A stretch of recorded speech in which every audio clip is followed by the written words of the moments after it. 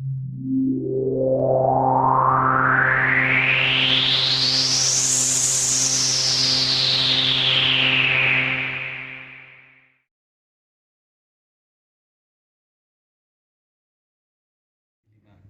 वार्ता भएका थिए। ती वार्तामाथि पहाडको विपक्षी दलहरू धेरै नै प्रश्न उठाइरहेका थिए र हिजो मात्रै अझै एडवर्डले पनि तीमाथि प्रश्न उठाइरहेका छन् र यो माथि तपाईँहरू भन्नु के छ? सर्वप्रथम त तपाईँहरूलाई नमस्कार है। विशेष दिल्लीको वार्ता यो ढाँटको राजनीति भन्दा पनि जुन किसिमले दार्जिलिङ पहाडले अहिलेको विगत 3-4 दिनको यो मुसलधारे पानीको कारणले गर्दा जुन किसिमको प्राकृतिक एउटा आपदा जस्तो यहाँ आइपरेको छ पहाडमा, सम्पूर्ण पहाडवासीलाई हामी संयम बनाएर राख्न अपिल गर्न चाहन्छौँ। हामी जे जति पनि गर्न सक्छौँ हामीले गरिरहेका छौँ। विधायक लोदेन सादा लेप्चा, पार्टी अध्यक्ष अनित थापाज्यू लगायत सम्पूर्ण बनिएको डिजास्टर म्यानेजमेन्ट टिम, दार्जिलिङ महकुमा समिति, हामी पार्टीको हरेक ठाउँमा हामीले गर्नु सक्ने प्रयास, हुन त हामी सत्तामा छैनौँ तर पनि हामीले पार्टीको दिशामा जे पनि गर्दैछौँ हामी गरिरहेका छौँ। सरकारलाई झकझगाउने काम पनि गरिरहन्छौँ। तपाईँहरूको स्थलगत भ्रमण त्यहीँ आउनु कति ठाउँ पाएनौँ भने पनि तपाईँहरूको त्यो दुःख पीडा हामी कहाँ वाट्सएप मार्फत आइरहेको छ। हामी त्यसलाई कार्यान्वयन गरिरहेको छौँ। जे गर्न सक्छौँ यो तपाईँहरूले यहाँबाट भन्न चाहन्छौँ। र जुन तपाईँले प्रश्न गर्नुभयो है, हेर्नुहोस् त्रिपक्षीय वार्ता एउटा अलिकति ढाँट्नुमा साथीहरूले अलिक अपग्रेड चाहिँ भएको जस्तो लाग्यो। किनभने योपालि चाहिँ प्रेस इन्फर्मेसन ब्युरोमा एउटा प्रेस स्टेटमेन्ट आयो, राम्रो कुरा हो। अरू बेला चाहिँ के अरे वार्ता गरिसकेपछि बाहिर निक्लेपछि वार्तामा जाने टोलीले राम्रो आश्वासन पाइयो भनेर एउटा प्रेस वार्ता आउँथ्यो अनि त्यही नै हेडलाइन्स हुन्थ्यो। योपालि चाहिँ प्रेस इन्फर्मेसन ब्युरोबाट जुन चाहिँ प्रेस रिलिज छ पिआइबीमा युनियन होम मिनिस्ट्रीको कोट गरेर त्यो मार्फत न्युज गर्यो। तर इम्पोर्टेन्ट कुरा चाहिँ त्यहाँ के लेखेको छ, त्यो इम्पोर्टेन्ट लास्ट प्याराग्राफमा गोर्खा जातिको सर्वाङ्गीण विकासको निम्ति भनिदिएको चाहिँ इम्पोर्टेन्ट कुरा हो। अनि हेर्नुहोस्, तपाईँहरूले सायद याद गर्नुभयो भएन, भारतीय गोर्खा प्रजातान्त्रिक मोर्चा हामी एउटा सृजनशील राजनीति गर्ने भनेर भनिरहेछौँ। हामीले त्रिपक्षीय वार्ता हुनु अगाडि यो वार्ता यस्तो यो वार्ता त्यस्तो भनेर नकारात्मक टिप्पणी गरेनौँ। अफिसियल रूपमा तपाईँलाई थाहा छैन, पार्टी महासचिवले क्लियर भन्नुभएको थियो। उहाँलाई प्रश्न सोद्धाखेरि मैले चिठी राम्रोसँगले हेरेको छैन, यो चिठी हामी कहाँ छैन भनेर। त्यस उपरान्त हाम्रो कुनै नकारात्मक टिप्पणी थिएन। हामीले किन नकारात्मक टिप्पणी गरेनौँ भन्दाखेरि यदि गोर्खाको हित कतैबाट पनि हुन्छ भने हामी जहिले पनि गोर्खाको हित चाहिँ हाम्रो निम्ति सर्वोपरि हो। त्यो धारणाले हामीले कहिले पनि बैठक अगाडि टिका टिप्पणी गरेनौँ, याद गर्नु भएन। हुनु त भारत सरकारले बोलाएको बैठकमा कालिम्पोङ जिल्लाको एकै मात्र जनप्रतिनिधिलाई बोलाइएन। लोदेन सादा लेप्चा भुटानको एमएलए हो कि चाइनाको एमएलए, किन मान्यता दिएन है जनप्रतिनिधिको हिसाबमा, त्यो सरकारले जानुहोस्। तर पनि हामीले केही पनि भनेनौँ। तर वार्ता भएर आइसकेपछि निष्कर्ष एउटा हेर्नुहोस् है, 27 तारिक दुर्गा पूजाको 13 तारिक 12 तारिक महालय के अरे फुलपातीको दिन, छुट्टीको दिन भनेर पुरा के अरे त्यो भइरहेको थियो। त्यति बेला सांसदको बहाना के अरे स्टेटमेन्ट आयो होम मिनिस्टरको छुट्टी नै हुँदैन भनेर होला। तर भरे गएर वार्ता सकिसकेपछि चाहिँ छुट्टी भएकोले गर्दाखेरि बङ्गाल सरकारबाट प्रतिनिधित्व आएन भन्ने, त्यसले गर्दा चाहिँ अर्को डेट सारियो भनिसकेपछि भारतको गृह मन्त्रालयलाई थाहा हुँदैन। मैले के भन्नु खोज्दैछु भन्दा हेर्नुहोस्, यो कङ्क्रिट केही गर्नुको लागि होइन, खालि तपाईँले हामीलाई छक्काउनु भने फेरि डेटमाथि डेट हुँदै यो कुरा काहीँ न काहीँ पुग्छ। अनि वार्ताभित्र के भयो अहिलेसम्म कसैले पनि खुलासा गर्न चाहेको छैन। तर म रेस्पोन्सिबिलिटी लिएर भन्न चाहन्छु, अमित शाहले गोर्खाल्यान्ड हुँदैन भनेर चाहिँ भित्र वार्ता टोलीलाई भनेको छ। यो चाहिँ म रेस्पोन्सिबिलिटी लिएर भन्न चाहन्छु, किनभने हामी पनि सूत्र मार्फत थाहा पाउँछौँ है। अमित शाहले क्याटेगोरिकली गोर्खाल्यान्ड चाहिँ तिम्रो आशै नगर भनेको छ, क्याटेगोरिकली। अनि उनले कुन चाहिँ भाषा चलाएको छन्, अमित शाहले कुन कुन शब्दहरूको प्रयोग गरेका छन्, त्यो पनि समय आउँदाखेरि हामी भनिदिउँला। तर अहिलेको लागि हाम्रो भएको इन्फर्मेसन चाहिँ यानी हामी पनि इन्फर्मेसन राख्छौँ। मैले भन्दैछु, आज मैले किन यो कुरा भन्दैछु भन्दाखेरि हामीले अस्ति नकारात्मक टिप्पणी गरेनौँ, तर वार्ताको कुरा जब खुलासा के भयो भन्ने कुरा कसैले पनि नगरिसकेपछि चाहिँ यो कुरा चाहिँ तपाईँहरू स्पष्ट बस्नुहोस् है। जनतालाई लट्टाउने काम चाहिँ नगरौँ है। आज दुःख लागेर हेर्नुहोस्, यस्तो डरलाग्दो प्राकृतिक आपदा आइपरिरहेको छ यहाँनिर। भारत सरकारले आँखा चिम गरेर बसिरहेको छ है। आज भारत सरकारको पनि दायित्व भन्छ। आज अमित शाहजी चाहिँ के अरे हिमाचल प्रदेशको दौरा हेलिकप्टरबाट गरिरहेको छन्, किनभने उत्तराखण्डमा पनि यही किसिमको प्राकृतिक आपदा आइपर्यो यो पालिको बर्खामा।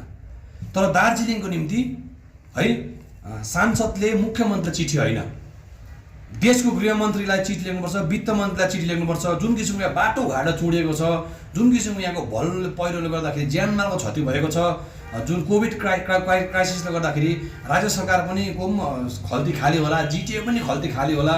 त्यसले गर्दाखेरि चाहिँ पनि यो एउटा के अरे यो प्रोटोकल सिस्टम छ, केन्द्र सरकारले अलिकति आर्थिक सहयोग दिनुपर्छ ताकि हाम्रो यत्रो बाटोघाटो लथालिङ भएको छ। त्यसले गर्दाखेरि यो माथि पनि निर्वाचित सांसदले काम गरेको राम्रो जस्तो मलाई लाग्छ। हामी 1-2 दिन ढाँट्नु पनि नलाग्नु हेर्नुहोस् है। आज दार्जिलिङ आउनु सक्ने अमित शाह आज यो प्राकृतिक आपदा आउँदाखेरि उत्तराखण्ड जानु सक्छ, किनभने त्यहाँ अब इलेक्सन आउँदैछ। तर दार्जिलिङमा कुनै निम्ति केही उनको सोच छैन भारत सरकारको। त्यसले गर्दा यो किसिमको कुराहरू छ हेर्नुहोस्। हामी चाहन्छौँ यो त्रिपक्ष वार्ता भन्ने कुरा यदि साँच्चै नै त्रिपक्ष वार्ता गरिएको भए कालेबुङ जिल्लाको एउटै मात्रै निर्वाचित प्रतिनिधिलाई पनि बोलाएको हुन्थ्यो होला। सुन्नुहोस्, तपाईँको मैले कुरा राख्नु पऱ्यो। जस्तै अब तपाईँले अघि मात्रै भन्नुभयो वार्तामा गोर्खाल्यान्डको लागि बोलाएको होइन, माने गोर्खाल्यान्डको कुरै उठेन भने तपाईँले स्पष्ट कुरा गर्नु। अनि होइन वार्तामा अमित शाहले म गोर्खाल्यान्ड आशै नगर भनेर भन्नुभयो। तर वार्ता अगाडि संसदको एउटा प्रेस स्टेटमेन्ट थियो, उहाँले भन्नुभएको थियो जजसले जिटिए चाहन्छ उनीहरूलाई यो वार्तामा बोलाउनु उचित छैन र त्यो कारणले बोलाएन भन्ने कुरो उहाँले भनिसक्नु भएको थियो। अब जबकि तपाईँले एकतिर भन्नुहुन्छ अमित शाहले स्पष्ट भन्यो गोर्खाल्यान्डको आशा नगर, फेरि यता संसदको बयान थियो वार्ता अघि जसलाई चाहिँ जिटिए चाहन्छ, राज्य सरकारको विकास चाहन्छ, उनीहरूलाई हामीले बोलाउन पर्छ। सांसदलाई चाहिँ भनेपछि दैविक शक्ति छ। अर्काको अरूले बोलि नसके अर्काको मनको कुरा बुझ्ने उहाँकोमा है, अर्काको मनको कुरा अर्काको यो मस्तिष्क पढ्ने उहाँले चाहिँ एउटा आशीर्वाद लिएर आउनुभएको छ। उहाँको एउटा दैविक शक्ति छ। उहाँको स्टेटमेन्टको आधारमा जिटिए चाहने पञ्चायत चाहने के अरे छुट्टै राज्य चाहने क्याटेगोराइज चाहिँ कसरी गरेको छ यो भन्नुहोस् त। यो त मैले भनेको होइन, संसदको बयान थियो। संसदको बयान मैले तपाईँलाई सुनाउँदैछु। संसदको बयान त 2019मै म गोर्खाल्यान्ड लिएर आउँछु भनेको नि। संसदको बयानको पछाडि लाग्नु भने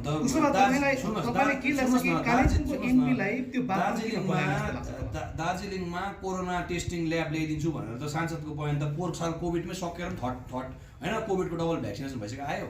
सांसदको के अरे उहाँको बयान पछाडि तपाईँ नलाग्नु छ होइन। उसो भए सांसद कोही पनि होइन, म गोर्खाल्यान्डपन्थी हजुर। उसो भए वार्तामा कालिम्पोङको एमएलएलाई किन बोलाएन जस्तो लाग्छ? किनभने त्यो बैठक वास्तविक गोर्खाको समस्याको समाधान गर्ने बैठक होइन। आउने म्युनिसिपालिटी इलेक्सन र सम्भवतः यदि जिटिए र पञ्चायत इलेक्सन भयो भने बिजेपीको राजनीतिक रोटी सेक्ने फर्स्ट स्टेप सुरु भएको मात्र। त्यो एउटा पार्टीगत मिटिङ थियो हेर्नुहोस्, त्यो पार्टीगत एउटा मिटिङ थियो। त्यो मिटिङमा चिठी आउने मान्छेलाई पनि थाहा थिएन को मिटिङमा भित्र बस्छ भनेर है। अनि हामीले जबसम्म मिटिङ भएन तबसम्म हामीले केही पनि भनेनौँ। यदि गोर्खाको हित हुनुको निम्ति केही हुन्छ भने हामी सबै हाम्रो निम्ति स्वागतयोग्य कुरा हुन्थ्यो। त्यसले गर्दा नै हामीले वार्ताको चिठीमाथि निमन्त्रणामाथि हामीले गरेनौँ वार्ता नभइन्थ्यो। तर आज तपाईँले सोद्धा मैले भन्दैछु, यदि पक्का नै भारत सरकार सिन्सियर भएको भए रुदेन सादा लेप्चा भुटानको एमएलए पनि होइन, चाइनाको एमएलए पनि होइन, भारत गणराज्यभित्रको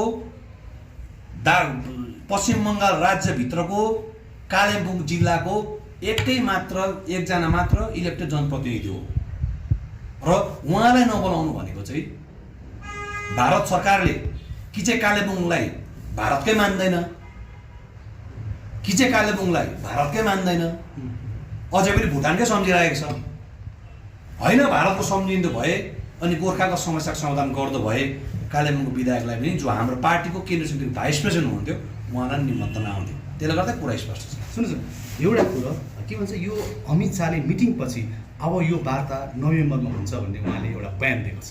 अनि यो त्यो वार्तामा तपाईँहरूले बोलाओस् भन्ने के तपाईँहरूको चाहना छ? तपाईँले उहाँलाई सेन्ट्रल गभर्मेन्टमाथि यो खालको माग गर्नुहुन्छ? होइन, सुन्नुहोस् न कुरा चाहिँ तर नियत हेर्नु पऱ्यो नि हेर्नुहोस् है। आज अस्ति फुलपातीको दिन छुट्टीको दिन थाहा हुँदाहुँदै बोलाउँछ, बोलाइसकेपछि बङ्गालको रिप्रेजेन्टेसन आएन भनेर त अर्को बैठक बोलाएको। सुन्नुहोस् न, भारत सरकारले केही पनि त्यही त आयो नि, एकजना आयो, रेसिडेन्सियल कमिसनर आयो। रेसिडेन्सियलको चाहिँ त्यो चाहिँ प्रिन्सिपल रेसिडेन्सियल कमिसनर जो चाहिँ दिल्लीमै अवस्थित हुन्छ, गृह मन्त्रालयमै कहीँ कतै उहाँ बस्नुभयो। र रिजन फर नेक्स्ट टक्स अर्को निम्ति कारण चाहिँ के दिएको छ भन्दाखेरि चाहिँ बङ्गालबाट चाहिँ सिनियर अफिसर आएन भनेर चाहिँ कारण दिएको छ। भनिसकेपछि भारत सरकारले गोर्खाल्यान्ड लिनु चाहन्छ भने बङ्गालबाट अफिसर ल्याओस्, बङ्गाल र दिल्ली बसोस्, कलकत्ता र दिल्ली बसोस्, अलगलाई चाहिँ डिक्लेयर गरिदियोस्। यहाँको मान्छे बोलाउनु काम के छ अब? ताकि तपाईँ चाहनुहुन्छ कि अब स्टेट र सेन्ट्रलको मात्रै मिटिङ होस् र यहाँको नेतृत्वहरू त्यसमा नहोस्। अब उनीहरू त्यसो भनिन्छ, त्यो त मिटिङ बोलाउन जान्दछ नि। होइन, मैले तपाईँसँग जान्नु चाहेको जो नोभेम्बरमा जो वार्ता हुनेवाला छ, डेट तय भएको छैन, यो कुरो खुदी गृहमन्त्रीले भनिसकेको छ। र त्यो वार्तामा तपाईँहरूलाई पनि बोलाओस् भन्ने के तपाईँहरूले माग गर्नुहुन्छ? मेरो स्पष्ट हेर्नुहोस्, क्वेसन। सरकारलाई हामीले बोला भन्ने हामी कोही पनि होइन, नबोला भन्ने पनि हामी कोही पनि होइन। गृह मन्त्रालय हुनु त्यति साह्रो, गृह मन्त्रालय त्यति साह्रो बुद्धु पनि होइन, के अरे छुट्टी दिन मिटिङ बोलाउने बोलायो। तर पनि भारत देशको गृहमन्त्री भनेको, गृह मन्त्रालय भनेको एकदमै अब सशक्त जुन किसिमको मेसिनरी चल्छ है, उनीहरूलाई थाहा हुनुपर्छ नि कसलाई मिटिङमा बोलाउनु, कसलाई नबोलाउनु होइन, कसलाई बोलाएन भने समस्याको समाधान हुन्छ, कसलाई बोलायो भने हुँदैन, उनीहरू जान्दछ नि। यसमा हेर्नुहोस्, म यहाँ बसेर पार्टी अफिसमा बसेर हामीलाई पनि बोलाउनुपर्छ। सरकारले साँच्ची नै सरकारले कुनै पनि समस्या जहीँको पनि चाहन्छ भने सरकारलाई थाहा हुनुपर्छ स्पष्ट रूपमा who are the correct stakeholders, कुन स्टेक होल्डर्सलाई चाहिँ कसलाई चाहिँ बोलाएर चाहिँ यो छिनाफाना गर्नुपर्छ भन्ने कुरा सरकारलाई थाहा हुन्छ। हामीले यसलाई बोला त्यसलाई बोला भन्ने कुरा हुँदैन। त्यो तपाईँको पार्टीले सुरुदेखि नै भन्दै आइरहेको छ, हामी स्टेट गभर्मेन्टसँग मिलेर काम गर्छौँ र हाम्रो माग छँदैछ। र यो अब केही दिन पछि राज्यको मुख्यमन्त्री खरसाङ आउने कुरा चलिरहेको छ कि तपाईँहरू मुख्यमन्त्रीसँग भेटघाट गर्नुहुन्छ पाहाडको विषयहरू लिएर? त्यो कुरा चलिरहेको छ, त्यो समयमा तपाईँहरूले थाहा पाउनुहुन्छ है। तर हामी चाहिँ कस्तो भन्दाखेरि हामीले भेटघाट गऱ्यौँ भने हामी फोटो खिचाउने भेटघाट मात्रै चाहिँ गर्दैनौँ। अच्छा, हामी चाहिँ भेटघाट गरेपछि कम्प्लिट कुरा नै गर्छौँ कि। अच्छा, त्यस्तो हो। हेर्नुहोस्, हामी स्पष्टवादीहरू हो।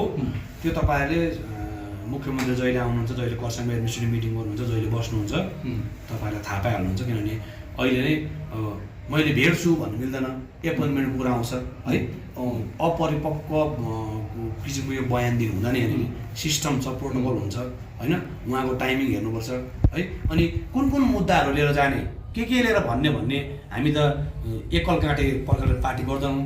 सेन्ट्रल कमिटीले डिस्कस गर्नु पऱ्यो होइन, भेट्यो भने कसले भेट्ने, कहिलेको एपोइन्टमेन्ट माग्ने, के भनेर भेट्ने, के मुख्य मुद्दामा जाने भन्ने कुराहरू त यो कुरा त स्पष्ट हुँदैन पहिला। त्यसले गर्दा यहाँ अहिले मैले तपाईँहरूलाई यहाँ बङ्गै अब तपाईँहरूले अहिले खबर आउँदैछ, ब्रेकिङ भयो आज बिहानदेखि सीएम आउँदैछ भनेर होइन। अब त्यो पनि अहिले करेक्ट पुष्टि के कसो साइड आइटिनरी पनि निक्लेछ छैन, त्यो मैले पनि अफिसियली भेटेको छुइनँ।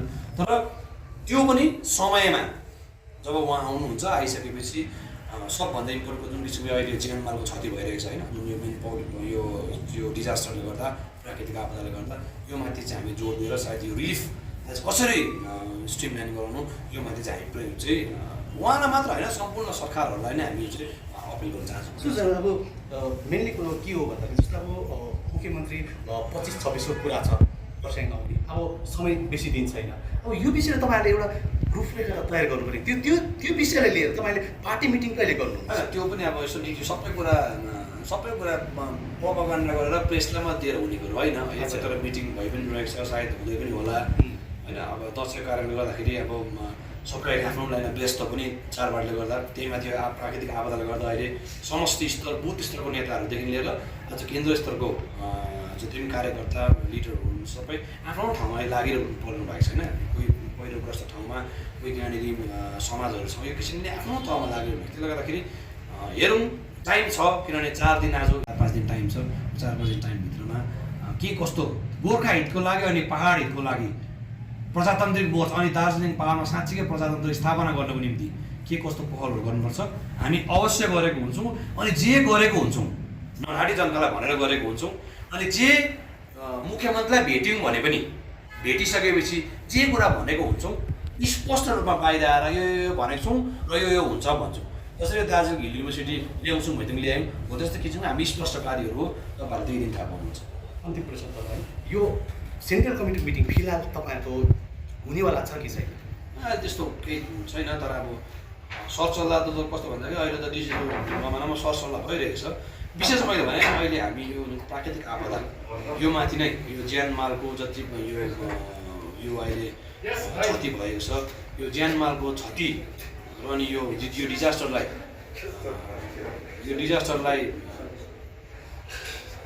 के भने यसलाई ठिक बाटोमा ल्याएर मान्छेको रिलिफ वर्कमा ध्यान दिनु नै हाम्रो सबभन्दा इम्पोर्टेन्ट कुरा भएको छ।